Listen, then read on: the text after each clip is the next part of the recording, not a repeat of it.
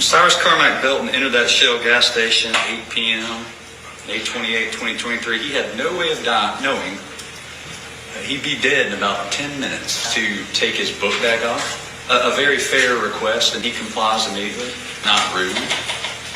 During the encounter, he does as he's asked to do. See Alice check the facial recognition database once he comes in. We heard about the facial recognition database they employ at the Shell gas station. She went about her business, or pretended to, being an eye on Cyrus as he walked up and down the aisles. At some point, she ducks her head into the office where Rick is. Anything she said to him is unknown. We don't know. Alice and Andy continued to watch Cyrus as he walks up and down the aisles. Eventually, he goes to where the water bottles are. He had to know he was being watched. She wasn't really disguising what she was doing.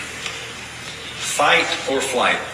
And it is an instinct, it's a reaction that occurs in situations where there is a threat. Cyrus is a tough guy. If Cyrus is a thug, if Cyrus is a gunslinger, if he is that guy, okay? If he's that guy, now is the time you'd see it. Now's the time he'd pull that pistol out, point it, if he was that guy. That is just a piece of the closing arguments of the state. If you have not been following this case, Rick Chow is currently facing murder charges for taking the life of Cyrus Carmack Belton back in 2023. He walked into his store. They apparently thought that he had stolen multiple water bottles, and for whatever reason, they started running after him. After he tripped, according to Rick, once he tripped, he had a firearm fall out. It took it and aimed it at his son, Andy, and Andy apparently said, "Oh my God, he has a gun." He wouldn't drop it, so Rick felt the need in self-defense, allegedly, to fire at Cyrus. Now, the state is stating that's not the case, that he ran from them. He was trying to get away from them. They continued to follow him for 130 yards, knowing that he was 110 pounds. He was 14 years old. The street was a dead end. Where was he going? Because they insisted they wanted to see where he was going.